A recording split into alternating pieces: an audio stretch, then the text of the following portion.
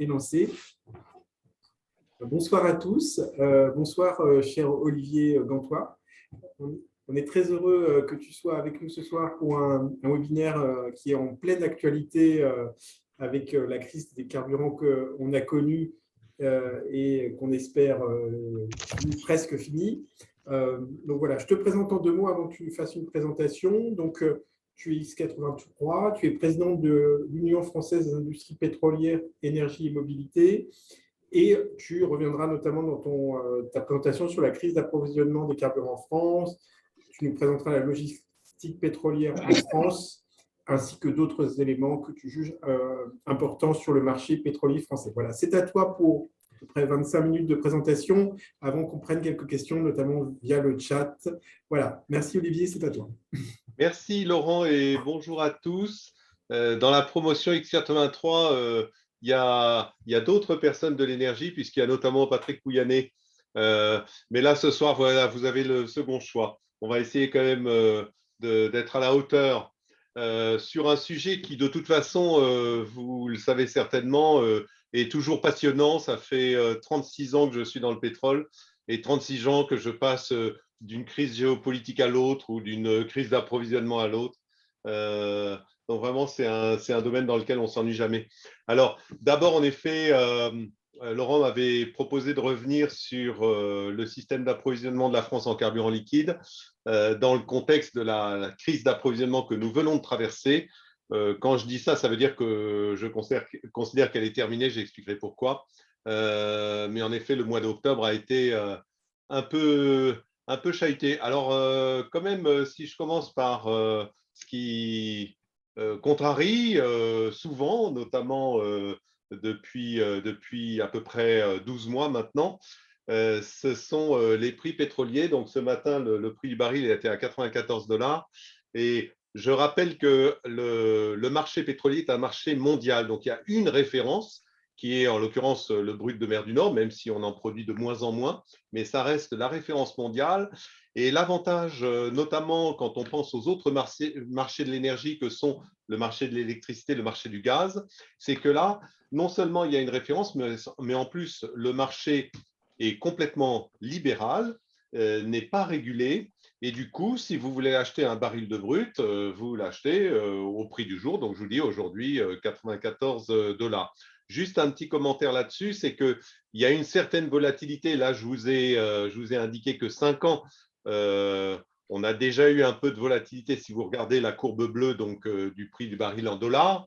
Bien sûr, il y a eu l'événement exceptionnel du Covid, mais encore une fois, il y a eu d'autres éléments dans un passé pas si lointain qui avaient été l'occasion soit d'une hausse des prix, soit d'une chute des prix.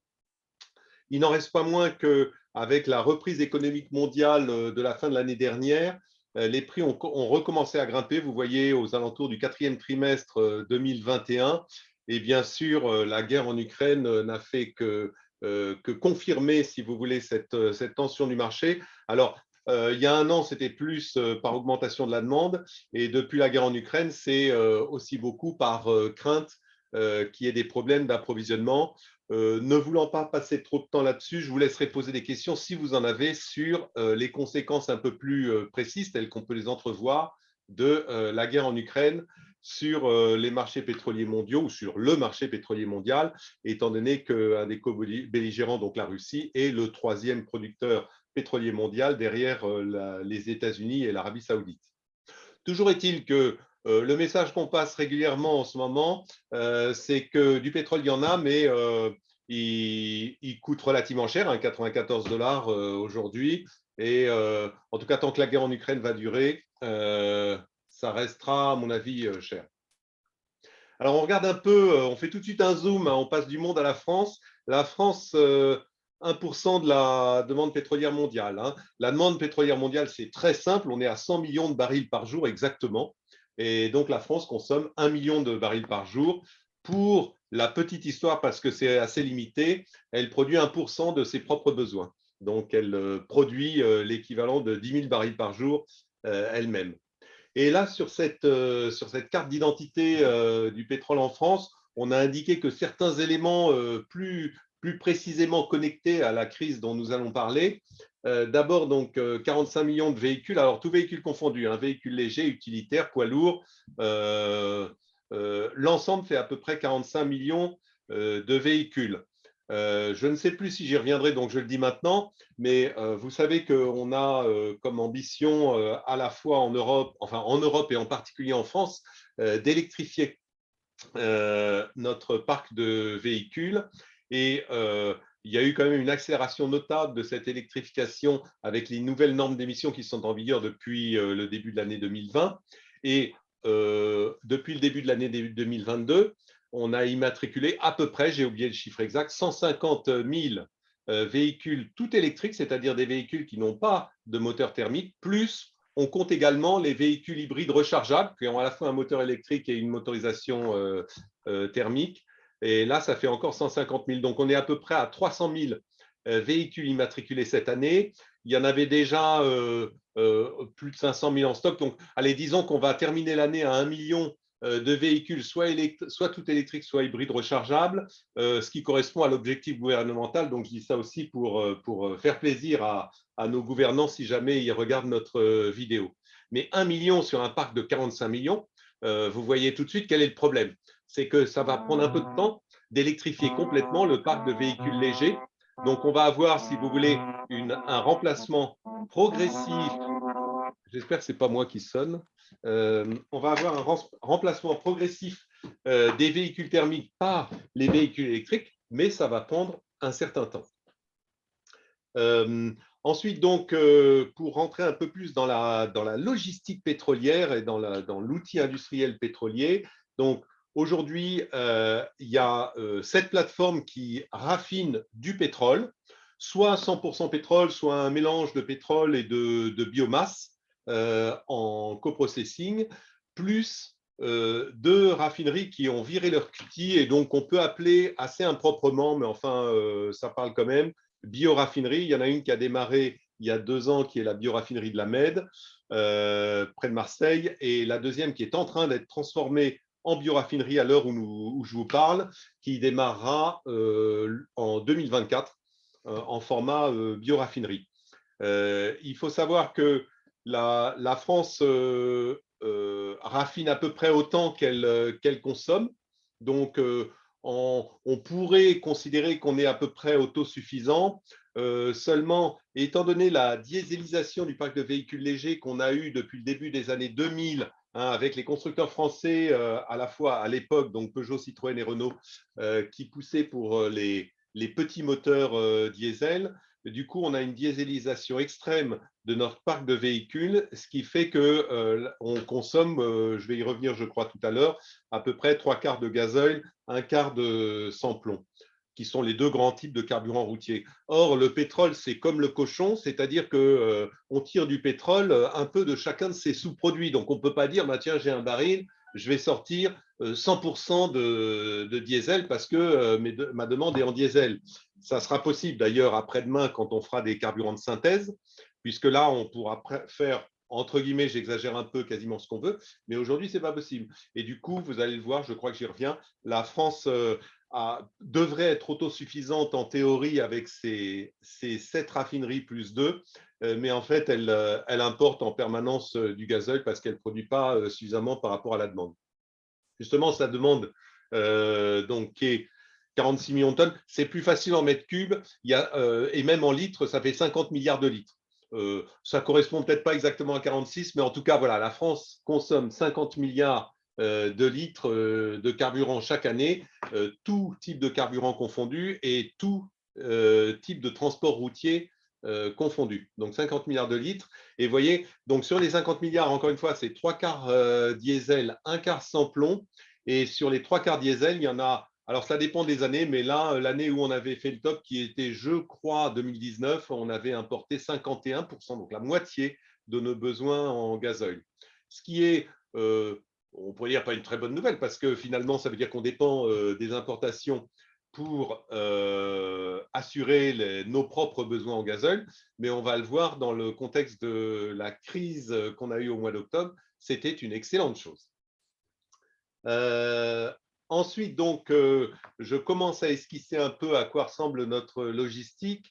Donc, on a à peu près 200 dépôts qu'on appelle secondaires et qui finalement maillent le territoire français. Alors là, je parle que de l'Hexagone, hein. J'espère qu'il n'y a pas d'ultramarin qui va se vexer, non pas qu'on ne s'occupe pas d'outre-mer, mais c'est parce que ça simplifie mon propos.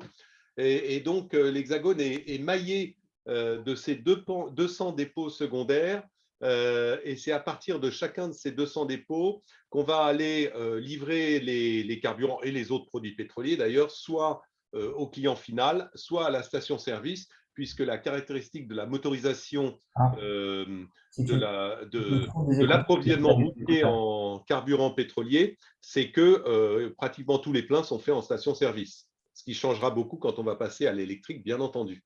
Je rappelle, parce que là aussi, c'est un élément important, on a 90 jours de stock stratégique. La France est adhérente de l'Agence internationale de l'énergie, l'AIE, et quand un pays adhère à l'AIE, il s'engage à respecter les contraintes de stockage stratégique imposées par l'AIE, qui sont en gros, donc, qui correspondent à peu près à 90 jours de consommation sous forme de stock stratégique, c'est-à-dire du produit qui est présent pour l'essentiel sur les territoires nationaux et auquel la France ne peut pas toucher sans avoir une injonction de l'AIE.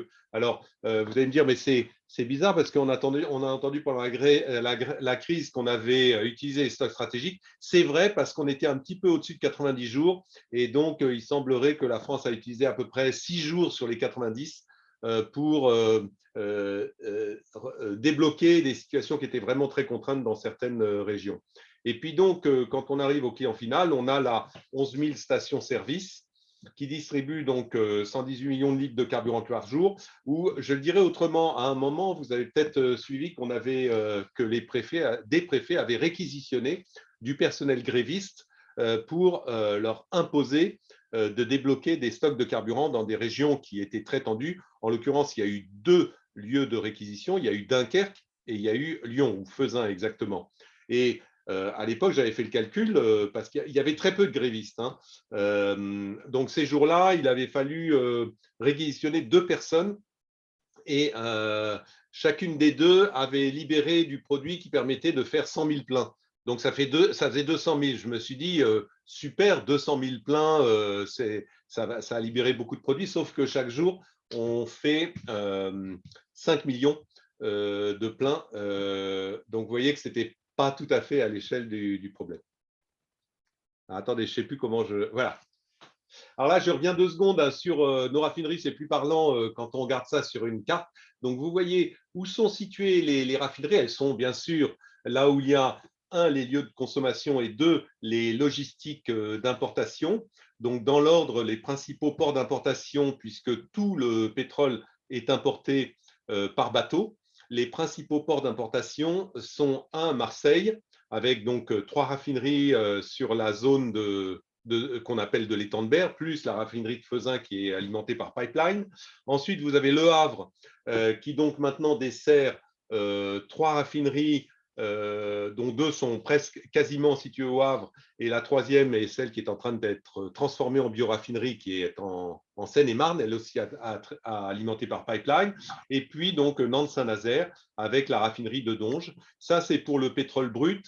Et sachant qu'il y a également d'autres terminaux d'importation, ce coup-ci de produits finis pétroliers, il y en a à peu près une quinzaine hein, qui sont donc le long de la mer du Nord, de l'Atlantique et de la Méditerranée. J'en profite pour dire, je ne vais jamais tenir les 25 minutes, mais Laurent, tu me donneras une claque.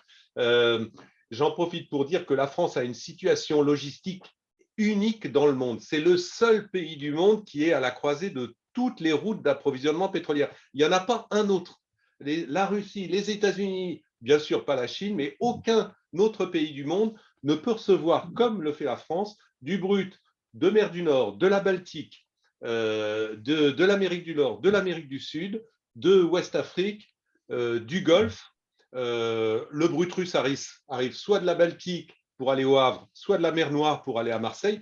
On est le seul pays comme ça, vous vérifierez sur un planisphère, on a cette situation logistique idéale pour être des importateurs de pétrole brut.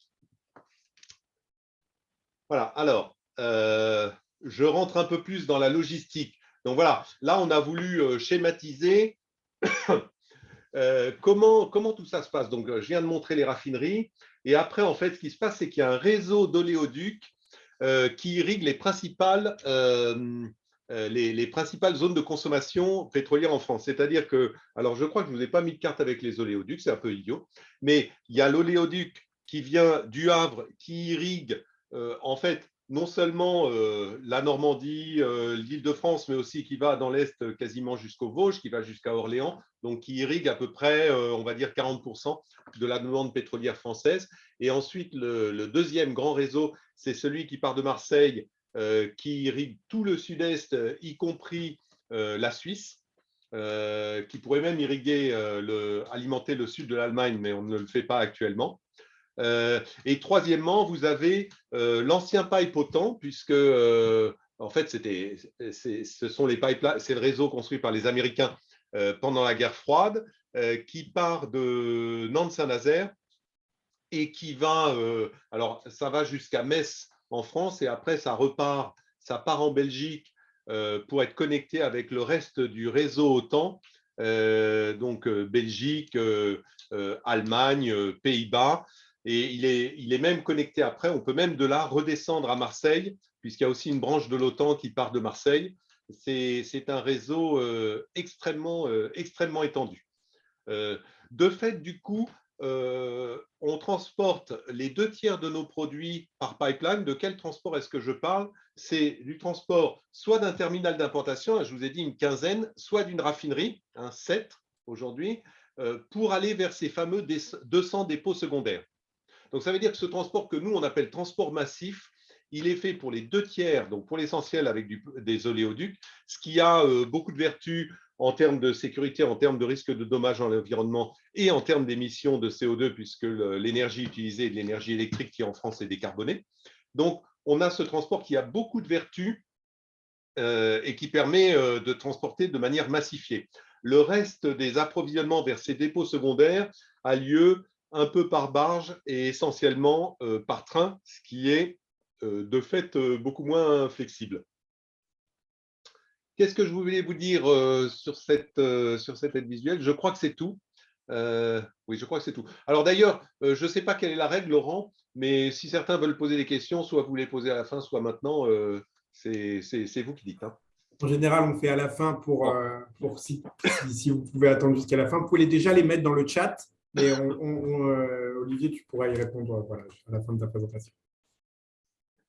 C'était une astuce pour boire un verre d'eau, une gorgée d'eau. Alors, les stations-service, donc j'ai dit 11 000 stations-service, et nous, ce qui nous frappe, c'est pour ça qu'on a, on a indiqué ce camembert là sur la gauche de l'écran, c'est que je vous aurais montré ce camembert il y a donc en 1960. Il y aurait eu 100% des stations distribuées par ce qu'on appelle les réseaux traditionnels, qui sont en gros les réseaux des majors ou les anciens réseaux des majors. Et à aujourd'hui, enfin disons en 2021, là, qui correspond aux données… Ah non, je vous ai mis 2019, pardon. En 2019, mais ça n'a pas changé en 2021, on a les 2/3 des volumes qui ont été vendus par les grandes et moyennes surfaces et seulement 1/3 par les réseaux traditionnels. C'est-à-dire que ce développement du modèle, alors là, on n'aura pas le temps de rentrer dans cette histoire aujourd'hui, mais c'est une histoire passionnante. Comprendre, surtout a posteriori, c'est plus facile, mais comprendre pourquoi les grandes surfaces ont eu absolument besoin des carburants comme produit d'appel pour faire venir les clients chez eux. Et non seulement pourquoi c'était vrai donc en 1962 ou 3, là, quand le carrefour de Sainte-Geneviève-du-Bois a démarré, c'était le premier, mais pourquoi c'est encore le cas aujourd'hui 60 ans plus tard. C'est une histoire fascinante. Toujours est-il que scrogneux, parce que nous, on est quand même ceux qui opèrent les réseaux traditionnels. Voilà.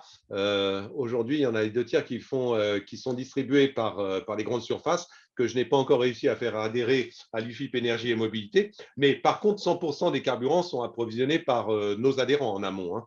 Il ne faut pas se leurrer. Et d'ailleurs, ça veut dire que le carburant est le même dans toutes les stations-service. Qu'est-ce que je vous ai mis? Parce que là, il y a un truc que je ne vois pas. Ah oui, si je déplace vos photos, je le vois.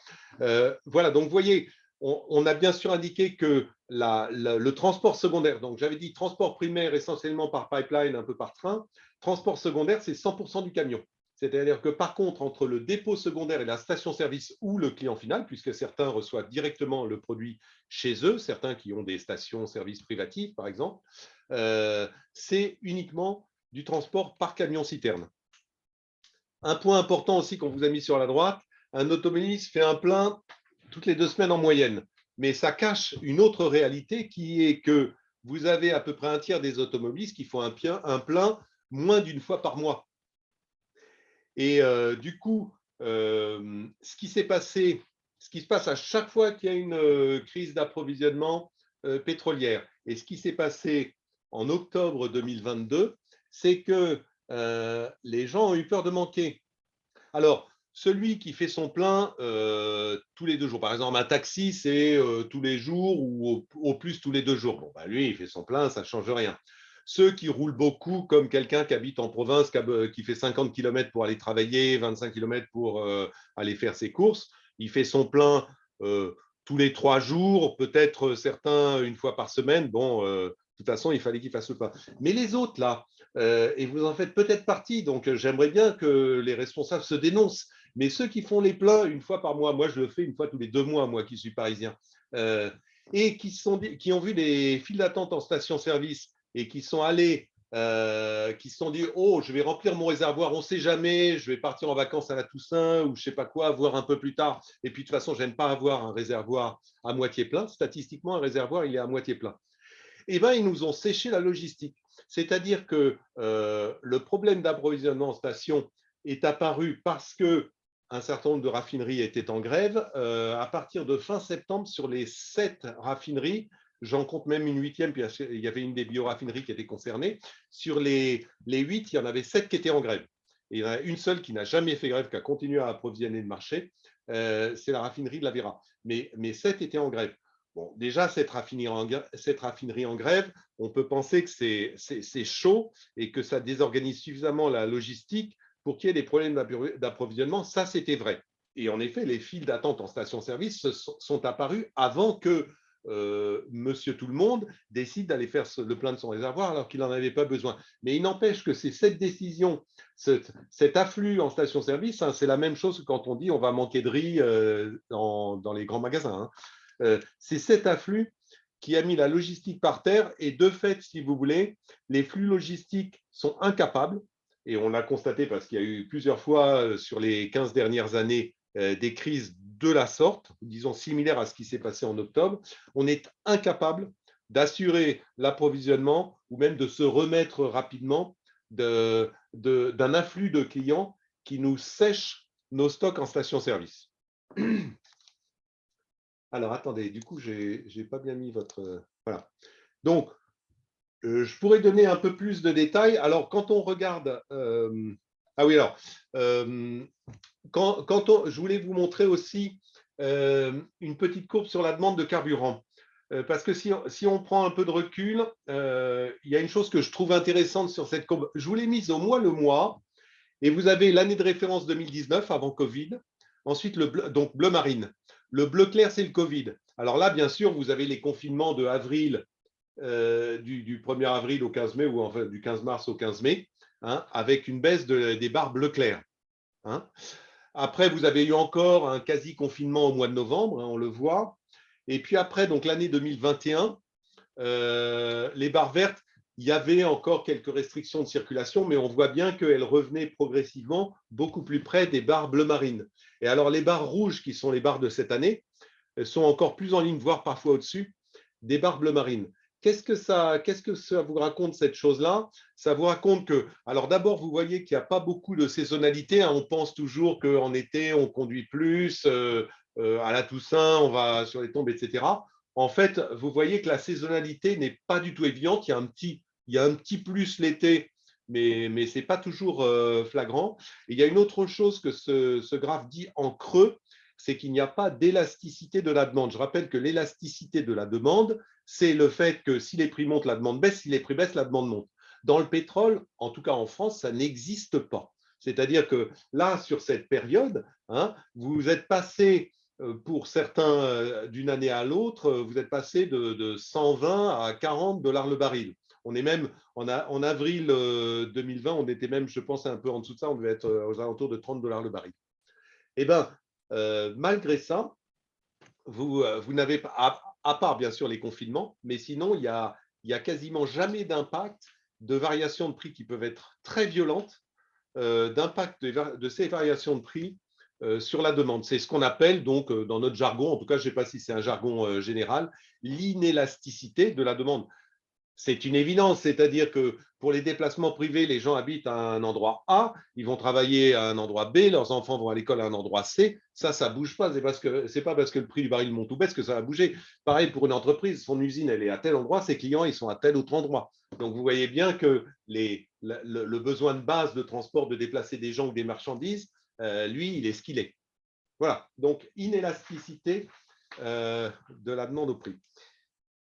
Voilà, donc là, je vous ai fait vraiment un aperçu très rapide sur la logistique pétrolière française et je préfère garder le reste pour des questions s'il y en a parce que je voudrais vous parler d'autre chose. Je voudrais vous parler de demain. Hein, j'ai commencé à y faire allusion en vous disant les fameux 1 million de véhicules électriques sur 45 millions. Je vous rappelle qu'en 2050, on va être à 45 millions de véhicules électriques, enfin, ou en tout cas non pétroliers. Donc, comment tout ça va se passer? Alors, d'abord, je vais nous mettre un peu en avant. Hein, nous nous sommes transformés. Donc, il y a un an, on était encore l'Union française des industries pétrolières. Et aujourd'hui, alors attendez, j'ai fait une bêtise. Voilà. Tac. Normalement, il y a une animation. J'espère que vous la voyez, une superbe animation dans laquelle il y a notre nouveau nom qui est UFIP Énergie et Mobilité. On a triché, c'est-à-dire qu'on a gardé l'acronyme, mais on ne le développe plus. Mais le P de UFIP, c'est quand même bien pétrolier. Et on a rajouté donc énergie au pluriel, puisque en effet, nos adhérents, hein, vous l'avez entendu, sont en train de devenir multi-énergie. Hein, Total, Shell, BP et Eni qui distribuent en France de l'électricité, du gaz, en plus des produits pétroliers. Et on a indiqué aussi mobilité au pluriel, parce qu'en effet, un de nos métiers, c'est de distribuer des carburants. Et si jamais il y a des nouveaux carburants à distribuer, ben, on veut prendre une part de ce nouveau marché. Et donc, on va aussi s'investir dans la distribution des mobilités. L'allusion que je faisais tout à l'heure à la distribution du carburant électricité, c'est que autant le carburant pétrolier, vous allez dans une station-service pour le chercher, autant l'électricité, vous mettez une prise éventuellement un peu adaptée, et encore, ça marche quasiment avec une prise normale. Chez vous, vous laissez votre voiture branchée la nuit et elle se recharge. Donc, ça veut dire qu'on va passer d'un modèle dans lequel, pour les carburants liquides, on va dire, aujourd'hui essentiellement pétroliers, dans les carburants, j'ai oublié de dire qu'aujourd'hui en France, il y a 92% de pétrole, 8% de bio. Hein. Donc, on va dire les carburants liquides. Aujourd'hui, c'est 100% des pleins en station, éventuellement privatives, mais station. Et demain, on pense qu'on aura à peu près 20% des pleins en station-service, 40% à la maison, 40% au travail. Si je schématise beaucoup, sur les 20% en station-service, ou disons sur la voie publique, pour être plus précis, il y en aura la moitié, donc 10% dans des stations-service sur des recharges rapides, voire ultra rapides. On parle pour des poids lourds électriques d'une recharge à 1000 kVA. Donc, je ne sais pas s'il y a des électriciens dans l'auditoire, mais je peux vous dire que pour alimenter un point de livraison en 1000 kVA, il va falloir que les réseaux électriques s'adaptent, fassent quelques investissements, hein, parce que des besoins comme ça, en plus, il y en aura dans toutes les régions. Hein. Ce n'est pas comme les centrales nucléaires qui sont placées à certains endroits précis. Là, des stations-service, par exemple, d'autoroutes sur lesquelles passeront des camions qui ont besoin d'une recharge ultra rapide, il y en a partout. Donc ça sera la moitié des recharges et l'autre moitié, ça sera des recharges sur la voie publique, mais lentes ou semi-lentes, qui seront, vous savez, comme les blue cars, là, je ne sais plus comment ça s'appelait, les voitures de Bolloré à Paris et dans d'autres villes, qui maintenant s'appellent Ubicity, je crois, où là, vous pouvez faire de la recharge semi-lente, voire lente. C'est simplement que vous n'avez pas de point de recharge chez vous et que vous vous rechargez comme ça sur la voie publique. 20%. Alors voilà. Maintenant que je vous ai présenté la nouvelle UFIP en un mot et demi, on va parler des perspectives. Parce que c'est quand même passionnant. Surtout, mettez-vous à la place. Donc, nous, c'est Kodak. Hein. C'est-à-dire, on a un produit qui est le pétrole, et on nous dit en gros, si je schématise, qu'en 2050, il faut arrêter, il faut avoir terminé de vendre du pétrole. En fait, ça ne sera pas tout à fait 2050, je vais vous le montrer dans un instant, ça sera quelque part entre 2050 et 2100. Mais en tout cas, c'est la route tracée et nous y allons. C'est-à-dire que si vous avez entendu certains de mes prédécesseurs ou certains patrons de majors pétrolières jusqu'à il y a quelques années, le discours c'était oui, oui, on nous raconte qu'il y a une transition énergétique qui va se faire, mais vous savez quoi, tant qu'il faudra du pétrole, on sera là pour le fournir et on n'est pas sûr du tout que les transitions se passent au rythme qu'ont prévu le monde, l'Europe, la France, etc. Le début du propos est toujours valable, c'est-à-dire qu'on sera toujours là pour fournir du pétrole quand il y aura une demande. Mais la suite a un peu changé, c'est-à-dire que non seulement tous nos adhérents s'inscrivent maintenant dans une démarche de disparition progressive mais inéluctable de la demande pétrolière et sont en train de se réinventer un modèle de business, un modèle économique pour un monde de plus en plus décarboné. Alors, comme j'y faisais illusion tout à l'heure, ça peut être carrément en se lançant dans des énergies dans lesquelles il n'était pas jusqu'à présent, l'électricité, le gaz, ce qui fait qu'il n'y a que chez nos adhérents, je le mentionne, qu'on trouve des distributeurs multi-énergie. EDF fait de l'électricité et du gaz, pas de pétrole. Engie fait du gaz et de l'électricité, pas de pétrole. Total fait de l'électricité, du gaz, du pétrole, de l'hydrogène, etc. Donc, il n'y a que nos adhérents qui s'intéressent à toutes les énergies et qui vont continuer à le faire pour un certain temps. Je rappelle rapidement quelles sont les 5 dynamiques des transitions. Je dis les transitions parce qu'on peut parler de transition énergétique, transition écologique, transition climatique, mais aujourd'hui, l'urgence étant à la réduction des émissions de gaz à effet de serre, ces transitions reviennent un peu à comment est-ce qu'on peut contribuer à cette réduction d'émissions de gaz à effet de serre. Et il ne faut pas oublier qu'il y a quand même 5 dynamiques qui sont d'ailleurs parfois indépendantes l'une de l'autre, mais qu'il faut activer chacune des 5. La première, c'est la sobriété, on l'a vu pendant le Covid, c'est-à-dire que des gens qui ne pouvaient plus se déplacer arrêtaient de prendre l'avion pour se réunir avec leurs collègues de travail, mais faisaient une réunion en visioconférence. Dans ce cas-là, la demande de transport aérien devient nulle pour cette personne-là. Ça, c'est la sobriété. D'ailleurs, je fais un aparté, c'est que les choses sont en train de revenir comme avant. On pensait à l'époque du Covid qu'il y aurait un effet vertueux et qu'il y aurait certains comportements qui s'inscriraient dans le temps, dans la durée. Par exemple, le recours aux visioconférences. C'est vrai et c'est pas vrai. C'est-à-dire que le transport aérien est en train de retrouver plus rapidement que prévu son niveau d'activité d'avant Covid. Ça, c'est la sobriété. L'efficacité, c'est vous devez prendre l'avion, vous avez décidé de prendre l'avion, mais vous prenez un avion plus efficace énergétiquement. Vous avez donc le monde du transport aérien, tous les acteurs du transport aérien qui sont en train de mettre en œuvre des actions, des projets, changement des matériels, changement de la façon d'opérer les flottes, de manière à améliorer leur efficacité énergétique, c'est-à-dire pour le même nombre de personnes transportées, vous consommez moins d'énergie. La troisième, c'est le développement des énergies renouvelables, c'est-à-dire que c'est bien gentil de se passer du pétrole et du charbon et du gaz fossile, mais il va bien falloir un peu d'énergie quand même.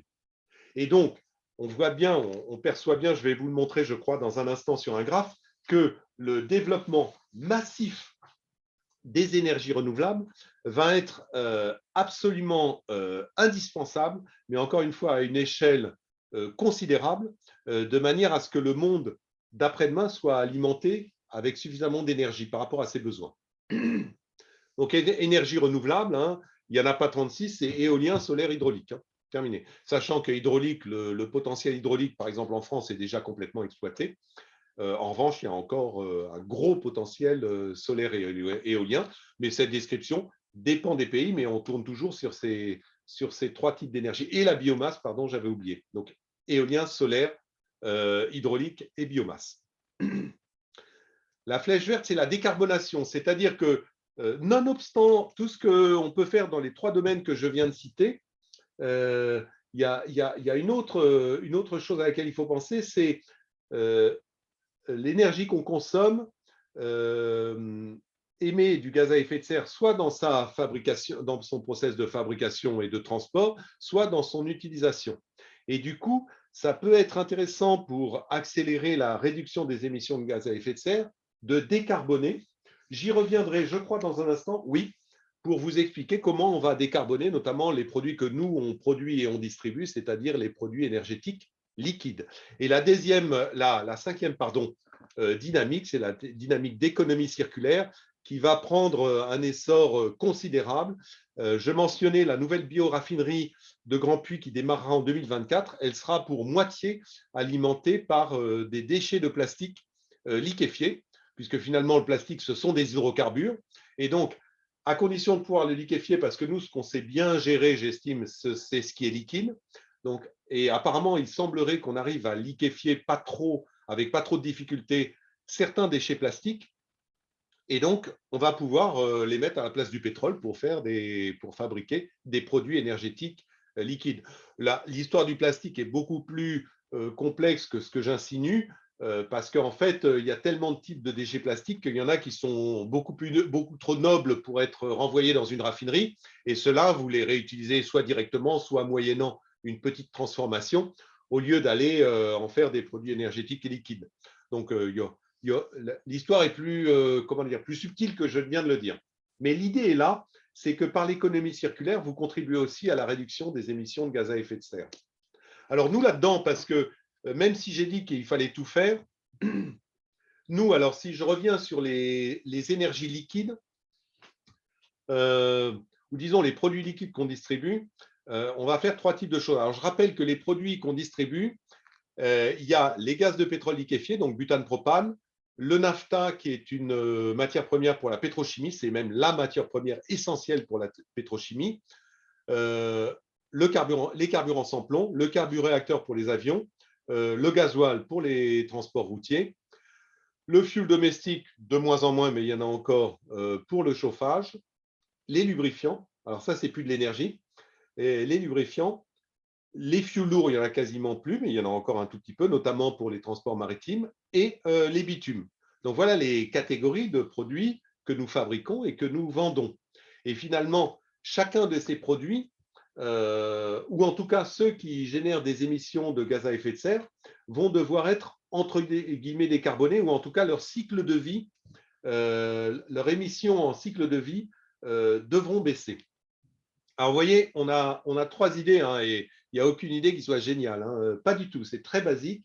La première, c'est de remplacer les produits liquides fossiles par des produits liquides bas carbone. Alors, ce qu'on appelle bas carbone, je rappelle, c'est que le fossile, c'est du carbone qui a été prélevé par la plante ou par l'animal dans l'atmosphère il y a 15 millions d'années. Le produit a maturé, il est devenu ce pétrole qui était très pratique à manipuler. Mais c'est vrai que si on réémet le carbone sous forme de carburant, par exemple, cette année, on ne peut pas dire ah ben, il avait été prélevé dans l'atmosphère il y a 15 millions d'années, le bilan est neutre. Alors que si on le fait avec une plante qui a cru l'an dernier, donc qui a capté son carbone l'an dernier et dont le carbone est réémis cette année au moment où on utilise le carburant, là, on considère, et quand je dis on, c'est même le régulateur, hein, les pouvoirs publics considèrent que le bilan est neutre à carbone. Donc, décarboner mon œil, on ne décarbone pas du tout. Les produits, quand ils rentrent dans le réservoir, sont aussi carbonés demain qu'aujourd'hui, mais simplement comme ce carbone vient d'être prélevé dans l'atmosphère, on considère que le bilan pour l'atmosphère, de la teneur en carbone de l'atmosphère, est neutre. On ajoute à ça, comme type de matière première, les déchets. Alors ça, c'est vrai que la neutralité vis-à-vis de l'atmosphère est un peu plus discutable, mais comme le déchet, sinon, de toute façon, on ne sait pas quoi en faire par définition, autant le transformer en carburant liquide. Et les 2 autres idées, donc, la deuxième, c'est de décarboner l'hydrogène parce que nous avons besoin de beaucoup d'hydrogène pour raffiner le pétrole. La France utilise 800 000 tonnes d'hydrogène par an. Nous, on en utilise 400 000 sur les 800 000. Et cet hydrogène est produit en grande partie en traitant du gaz naturel, en reformant en fait du gaz naturel, ce qui émet pas mal de CO2. Et donc, l'enjeu, c'est soit de capter ce CO2 qui est émis pour produire de l'hydrogène, soit de produire de l'hydrogène d'une autre manière. Par exemple, au lieu de réformer du gaz naturel, ben vous hydrolysez de l'électricité fatale et excédentaire, je choisis mes mots à dessein. Il va falloir qu'il y en ait. Mais donc, on peut imaginer que certains pays, par exemple le Chili, qui a un potentiel éolien extraordinaire, est en train de voir son avenir énergétique en tant qu'exportateur d'énergie électrique éolienne, qui n'exporteront pas sous forme d'électricité, parce que ça, on ne sait pas transformer de manière intercontinentale, mais sous forme d'hydrogène. Donc, en effet, l'hydrogène peut être produit directement à partir d'électricité, et à condition que cette électricité soit bas carbone, ça peut être l'électricité nucléaire, que cette électricité soit bas carbone, on peut du coup produire des carburants décarbonés. Et puis la troisième, j'y ai déjà fait allusion, c'est que à la fin du compte, une fois que vous avez fait tout ça, il reste en général quelques émissions. Voir s'il n'en reste plus, vous pouvez vouloir passer en émissions négatives. Et donc, il y a aussi des projets de plus en plus nombreux pour capter du carbone et soit le réutiliser, soit le stocker. Alors, stocker, ça fait un peu poussière sous le tapis. On a deux enjeux. Le captage, d'abord, il faut que le carbone soit concentré. Il y a aussi des projets pour choper le carbone dans l'atmosphère. Pour l'instant, ce sont des projets un peu idéalistes. Ce sont les Islandais qui ont un projet comme ça. Et en gros, ils consomment énormément d'énergie pour capter ce carbone qui est diffus dans l'atmosphère et puis arriver à le concentrer pour le réinjecter dans le sol. Par contre, si vous avez de gros émetteurs comme une usine sidérurgique, une raffinerie de pétrole, une usine pétrochimique, là, une usine de fabrication de ciment, là, vous pouvez donc choper les fumées à la sortie des cheminées et en fait concentrer le CO2, premier challenge. Et ensuite, donc, si vous le réutilisez, c'est bon. Si vous le remettez dans le sol, si vous choisissez bien là où vous le remettez, qui sont en général des réservoirs déplétés, soit de gaz naturel, soit de pétrole, si vous avez la bonne géologie, il se resolidifie. Donc, au début, vous avez en effet du CO2 gazeux qui est stocké dans le sol, mais au bout de quelques années, alors ça va de 10 ans à 100 ans, vous avez une pétrification du CO2. J'ai encore quelques minutes ou pas, Laurent? Alors, en fait, ça a déjà dépassé beaucoup. Bon, alors, non, mais ce n'est pas grave. À ce moment-là, ça, je vous laisserai savourer de votre côté. C'est un peu c'est même beaucoup une schématisation de comment on compare le raffinage de demain en couleur par rapport au raffinage d'hier en gris. Donc, voilà, ça se lit de soi-même de toute façon. Et puis, ah oui, alors ça, c'est pour ceux qui veulent comprendre un peu plus. J'ai dit qu'il y avait donc aujourd'hui 8% de biocarburants dans les carburants distribués en France. Donc, comme ça, sur ce graphique, vous voyez, alors j'espère que la légende est suffisamment compréhensible, mais vous voyez quel type de biocarburant on met aujourd'hui dans nos essences et quel nouveau type on va mettre à partir de demain et quelle quantité ça représente. Du coup, j'arrête là parce que c'est plus intéressant de passer aux questions. Alors, merci Olivier, c'était passionnant, je pense que c'était déjà très complet. Alors, je vais te faire, est-ce que, je ne sais pas si tu as quelque chose pour noter, je vais te faire une espèce de synthèse de toutes les questions. Ouais. Et voilà, comme ça, tu peux, comme on est déjà à presque 45 minutes, faire un panorama dans tes réponses, essayer de répondre à ces questions, si tu peux, assez rapidement. Et voilà, et conclure parce que voilà, pour qu'on respecte notre timing habituel. Alors, j'avais eu des questions avant le webinaire par mail et en gros, c'était comment, voilà, tu as déjà répondu, mais peut-être tu peux y revenir.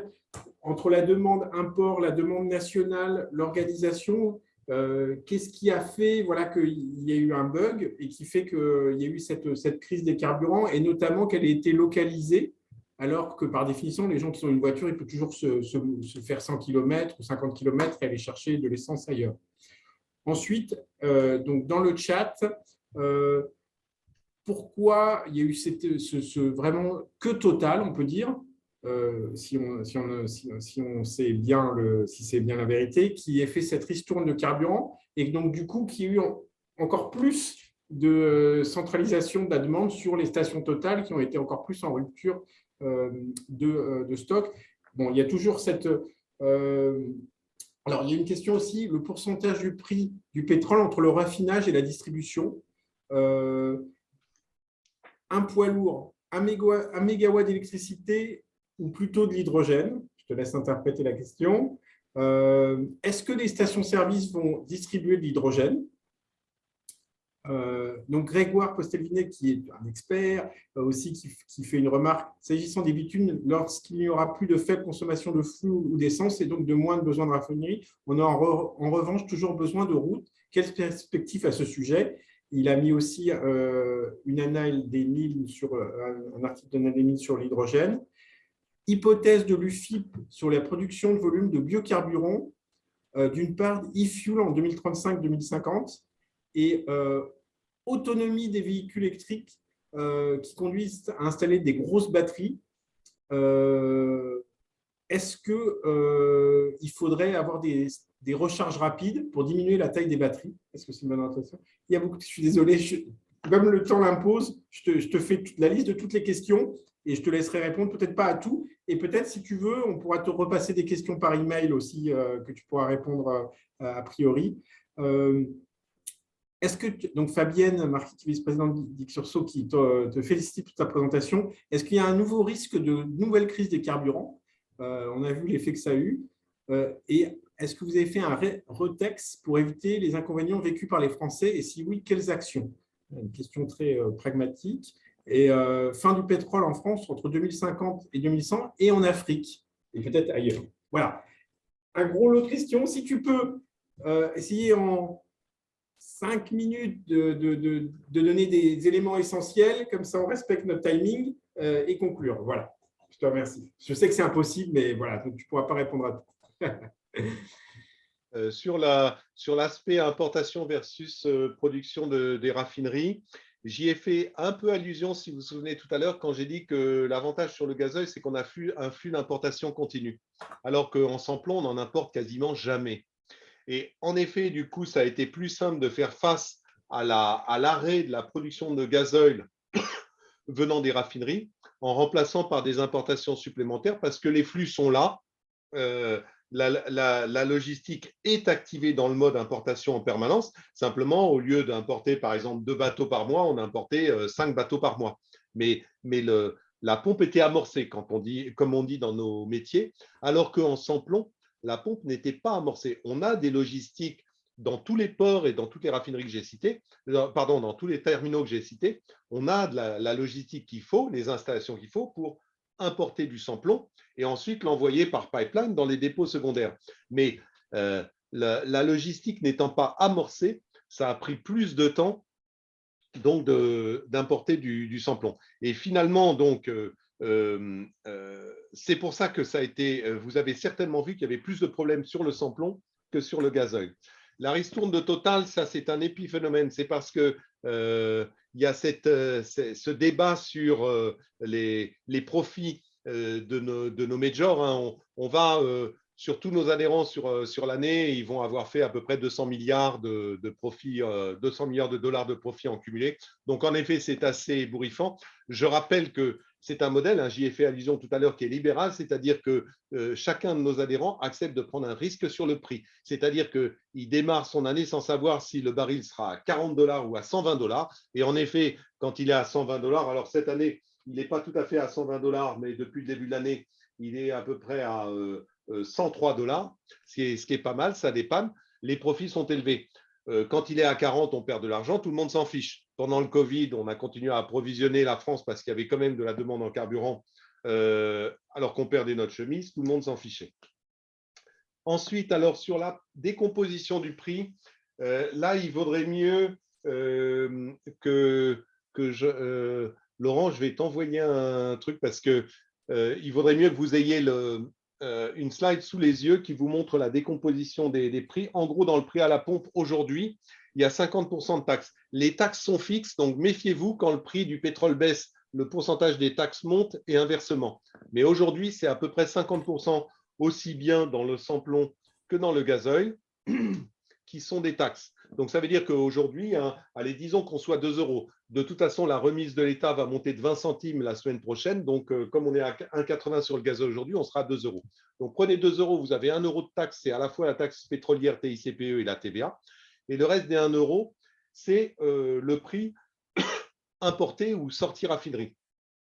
Et sur ce 1 euro, on peut considérer qu'il y a à peu près, alors attendez, je triche pour ne pas vous dire de bêtises, la différence c'est entre, oui, donc il y a à peu près, on va dire, 15 centimes qui viennent de la marge de raffinage, et après vous avez à peu près 15 centimes aussi dans la marge de distribution. C'est l'ordre de grandeur. La marge de raffinage étant très volatile, la marge de distribution étant quasi fixe. Donc, c'est à peu près les ordres de grandeur. Je suis désolé, je n'avais pas les chiffres sous les yeux. Ce qu'il faut savoir, c'est que la marge nette du distributeur, c'est 1 centime par litre, hein, sur ces 2 euros. Poids lourd électrique hydrogène et aussi l'autonomie des véhicules électriques. Alors, ce qu'il faut savoir, c'est que le véhicule thermique est un véhicule hyper optimisé, c'est-à-dire que tous les constructeurs automobiles investissent des dizaines de milliards chaque année pour améliorer le véhicule thermique. Ça n'a pas encore été fait sur le véhicule électrique. C'est surtout les Chinois et un peu Tesla qui ont investi massivement dans les véhicules électriques, mais pas les autres. Mais maintenant que l'ensemble des constructeurs automobiles, en tout cas, tous les grands constructeurs sont en train de se tourner vers le véhicule électrique, vous allez avoir des dizaines de milliards de dollars supplémentaires chaque année investis dans l'amélioration de la technologie. Donc, on imagine bien que les choses ne vont pas en rester là. Et notamment, ce que nous promettent les fabricants de batteries, il y en a un qui a été racheté par Total il y a quelques années qui s'appelle Saft, qui nous rappelait récemment que depuis 10 ans, la batterie a progressé, c'est-à-dire que l'énergie restituée par kilo de batterie a augmenté considérablement, le coût de la batterie a baissé, et ils nous disent qu'on va voir ce qu'on va voir, il y a encore un potentiel d'amélioration des performances des batteries considérable, et notamment, en effet, si on améliore le nombre de kilomètres parcourus par kilo de batterie transportée, ça change énormément de choses. On nous promet des véhicules légers à 1000 km d'autonomie, c'est-à-dire qu'ils auront une autonomie meilleure que ne l'ont aujourd'hui les véhicules thermiques. On nous le promet, et le promettent des gens sérieux. Sur le poids lourd, aujourd'hui, le problème du poids lourd, hein, on a les yeux rivés sur la charge utile. Aujourd'hui, hein, un poids lourd de 44 tonnes, il a une charge utile de 30-35 tonnes, ça dépend des types de transport. On est en train de lui mettre aujourd'hui 4 tonnes de batterie, donc il passe de 35 tonnes de charge utile à 31 tonnes de charge utile. C'est une catastrophe. On nous promet demain qu'un poids lourd aura la même autonomie qu'aujourd'hui avec 4 tonnes, avec 1 tonne de charge utile. Et tout à coup, si en effet on arrive à diviser le poids de la batterie du poids lourd par 4, ça change complètement la phase des choses. Il n'en reste pas moins que autant sur le véhicule léger, on sait que le véhicule de demain est électrique, uniquement. Sur le poids lourd, on n'en sait rien. Sur le poids lourd, en effet, vous avez mentionné l'hydrogène, qui est une bonne solution, surtout si on l'injecte directement dans le moteur. S'il faut le transformer à bord en électricité par une pile à combustible, honnêtement, ce n'est pas génial. Mais il y a de plus en plus d'essais maintenant pour faire de l'injection directe. Donc, vous gardez le moteur thermique et au lieu d'injecter du gazole, vous injectez de l'hydrogène.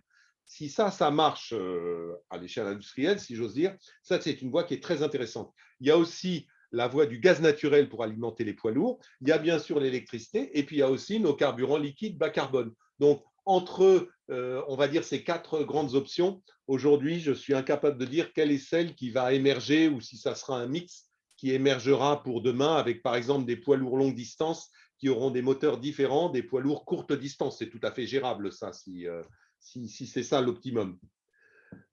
Sinon, alors dans le désordre, ah oui, les bitumes, ben, en fait, nos voisins allemands poussent depuis des décennies, en fait, depuis avant la Seconde Guerre mondiale, quand ils ont construit leurs premières autoroutes, à faire des autoroutes en béton. C'est moins confortable parce que le bitume, c'est un peu souple, même s'il y en a, je rappelle que 2 à 3% dans un enrobé, hein, le reste, c'est des cailloux et du vide, mais il y a quand même une certaine souplesse, alors que le béton, ce n'est pas très souple, mais il n'empêche qu'on peut très bien faire des autoroutes en béton si vraiment un jour il y a un problème. Mais de toute façon, alors j'ai oublié de vous montrer, enfin de vous mettre la slide dans ma présentation aujourd'hui. En 2050, en tout cas, l'Agence internationale de l'énergie prévoit que la demande pétrolière mondiale, qui est aujourd'hui de 100 millions de barils par jour, sera d'au minimum 35 millions de barils par jour. Si vous avez 35 millions de barils par jour, vous avez l'équivalent de ça en production de bitume sur le fond du baril, ça suffira largement pour faire toutes les routes du monde. Biocarburant e-fuel, alors vous regarderez, je suis passé très rapidement dessus, mais c'était la dernière slide que je vous ai présentée tout à l'heure, dans laquelle vous avez en effet le détail par type de carburant. n'hésitez pas à m'envoyer un petit mail à mon adresse de l'X, là, si vous avez des questions, hein, parce que là, j'y réponds de façon un peu cavalière. La nouvelle crise, voilà. Est-ce que tu peux conclure là-dessus? Est-ce que tu penses qu'une nouvelle crise est possible? Et puis, on devra… Oui, une nouvelle crise est possible, parce que, encore une fois, le problème, c'est que les réservoirs sont statistiquement à moitié pleins. Et que si vous voulez faire face à une crise dans laquelle les gens iraient immédiatement passer de tous les réservoirs, donc les 45 millions de véhicules, j'ai rappelé, à moitié pleins, aux 45 millions de véhicules complètement pleins, on ne sait pas faire face et on n'a pas l'intention d'investir dans une logistique supplémentaire qui ne servirait qu'en cas de crise. Donc, nos seuls moyens de limiter la crise, c'est de faire en sorte que les gens ne se précipitent pas en station. Manifestement, on n'a pas été très efficace pour ça. Il y avait une question sur la fin du pétrole, mais j'ai oublié quelle elle était. Oh, c'était, est-ce que la fin du pétrole aussi aux États-Unis, qui est le pays de la voiture, c'était peut-être… est-ce qu'aux États-Unis aussi, ils se passeront du pétrole? Oui, seulement aux États-Unis, n'oubliez pas que les décisions ne sont pas du tout, ne sont pas uniquement fédérales. Hein, et depuis déjà des décennies, ce sont en fait les décisions locales, soit d'État, soit même de grandes villes, qui poussent l'évolution du marché américain. Et contrairement à ce que disent beaucoup de médias français qui ont tendance à ricaner en disant que les États-Unis ne font rien en termes de transition énergétique, les États-Unis sont engagés dans la voie de la décarbonation également, à leur manière, c'est-à-dire en effet pas avec des grandes décisions fédérales comme le fait l'Union européenne, mais je vous garantis que ce mouvement a lieu. Et en parallèle, qu'ils sont en train d'investir massivement, et massivement aux États-Unis, c'est quelque chose, notamment pour le captage-stockage du CO2. Et en Afrique? Et en Afrique aussi, oui. Ben, l'Afrique non seulement suivra tout le monde, mais même les précédera. Par exemple, regardez sur les paiements par téléphone mobile, par exemple, Total a commencé par les développer en Afrique parce qu'il y avait plus de clients qui étaient prêts à payer avec leur téléphone mobile qu'en France. Il y aura des dynamiques qui auront lieu en Afrique qui n'auront pas lieu ailleurs. En revanche, là où il y a une caractéristique africaine et de l'ensemble des pays en développement, c'est un besoin croissant en énergie. C'est-à-dire que ce que j'ai présenté tout à l'heure sur sobriété, efficacité, machin chose, ça vaut pour, on va dire, des pays matures sur le plan énergétique, mais notamment en Afrique, un potentiel de développement économique et démographique considérable. Il va y avoir un besoin croissant en énergie, ce qui n'est plus le cas en Europe, par exemple. Hein. Et donc ça, il va falloir le satisfaire autrement. Mais il n'empêche que l'Afrique va se décarboner de la même façon que le reste du monde. Oui, mais pas stop en 2050 aux voitures. Je ne peux pas vous dire. Moi, je vous fiche mon billet que quand les… Alors, pour l'instant, les constructeurs automobiles se disent on va maintenir, ceux qui font du véhicule thermique vont dire, se disent on va maintenir les deux productions électriques thermiques, à tel point que donc, Renault a annoncé récemment qu'ils allaient couper leur holding en deux pour avoir une holding électrique, une holding thermique. Moi, je vous fiche mon billet qu'à un moment, si vraiment la motorisation électrique prend le dessus, le moteur thermique s'étiolera. Et si vous n'avez plus derrière la locomotive de la demande des pays industrialisés pour acheter des dizaines de millions de véhicules neufs chaque année, le véhicule thermique disparaîtra. Ça prendra un peu de temps, hein, bien sûr, Fabienne. C'est pas si simple que ça, mais il n'empêche que la dynamique sera celle-là, je pense. Merci beaucoup, Olivier. C'était passionnant. On a dépassé un peu notre temps habituel, mais ça valait le coup. Je vais, si tu es d'accord, transmettre ta présentation aux participants, si tu es OK. Oui. Oui, mais en PDF, si ça ne vous ennuie pas. En PDF, d'accord. Ça marche sans problème. Et puis, tu as gentiment invité les participants aussi à t'envoyer des questions à l'adresse email de l'X, donc vous pouvez le faire. Et puis, en tout cas, c'est passionnant. Je pense que si tu es d'accord, on pourrait en refaire un dans quelques mois, parce qu'il y a tellement de sujets pour digérer tout ça, et puis commencer par déjà des questions qu'on a déjà et qu'on aura encore plus dans les prochains mois. Voilà. Le sujet est vaste, donc je pense qu'on reprendra. Avec plaisir, mais c'est parce que je n'ai pas pu résister à faire le bridge entre la crise d'aujourd'hui qui était on a absolument besoin de pétrole et le monde de demain dans lequel on n'en aura plus besoin. C'était trop tentant. C'était un teaser. Merci beaucoup, merci à tous. Prochain débat sur le nucléaire et les énergies renouvelables. Je vous enverrai bientôt l'invitation. Voilà. Merci à tous, merci Olivier, à très bientôt. Merci Olivier. Ouais.